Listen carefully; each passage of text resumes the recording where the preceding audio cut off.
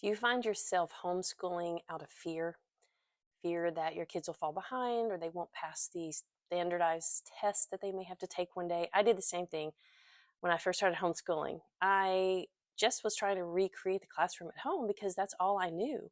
That was my only experience as far as school goes, and so I thought that that's what um, we had to do as homeschoolers. But after a little while, I quickly saw that it was a disaster and we were not enjoying homeschooling and it was not going the way that I thought it should. So instead of duplicating the only method we knew regarding how to do school, we just backed up and began to ask ourselves the simple question: what is an education? What does it mean to educate?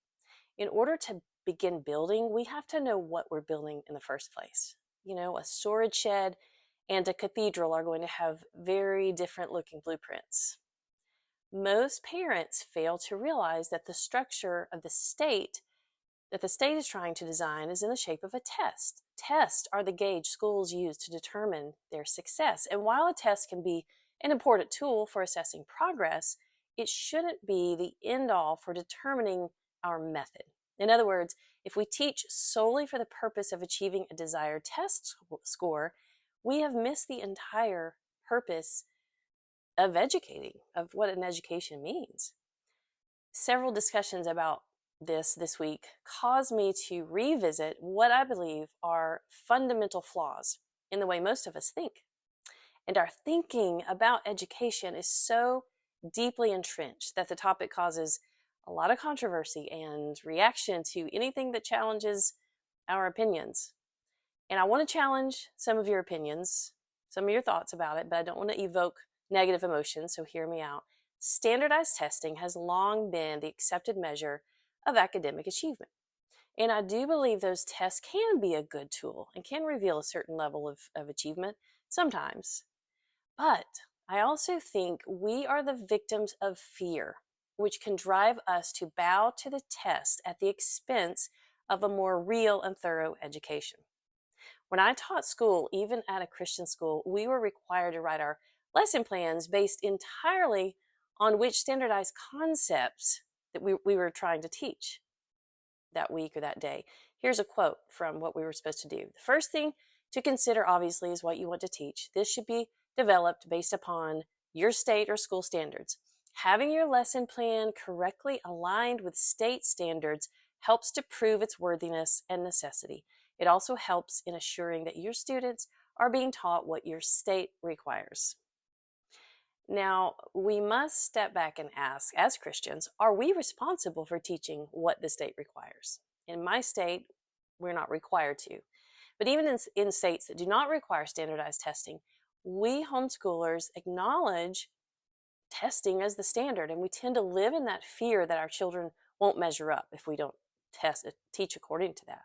And I know I'll be misunderstood, but let me clarify, I'm not opposed to testing, not opposed to standardized measures that can be a guide as we educate our children. And I also know that many occupations require that testing. I am opposed to teaching in fear of the state. As a Christian parent who has been given authority over my children, as well as specifics from the Lord for the important things they are to be learning. The Bible says, teach them to love the Lord their God with all their heart, soul, and mind. It says, the fear of the Lord is the beginning of knowledge, the beginning of wisdom. Him we proclaim, warning everyone and teaching everyone with all wisdom, that we may present everyone mature in Christ. And let's remember to what extent he commanded our efforts. He said, bind them around your neck. Write them on the doorposts of your home. When you rise up, when you lie down, when you sit in your house, when you walk along the way, that's how we're to teach our kids. It's a deliberate saturation of teaching them to know the Lord. I know you're saying, but we must teach them other things besides that. And absolutely, I would say we do, but not apart from it. To recognize God as the creator in which we live and move and have our being, to recognize that he is the author and finisher, the one for whom we were created, should drastically change the way we think about education. It's not that we throw away the academics or the textbooks, it's that they become secondary to our pursuit of the Word of God. I said it. They become our servant, not our slave. And here's how it works. If our children become saturated by the principles of Scripture, taught to search out wisdom, learn to love the precepts of God in the deliberate, intense way Scripture commands it, then academics will be held and studied in the right light. Diligence will be the force that bolsters their studies. Thoroughness will be the inspiration that carries them.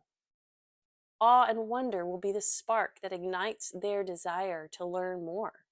And a sense of responsibility and good stewardship will be the energy that propels them when things get hard. At best, I would say that we often have our educational paradigm upside down. We do not serve man.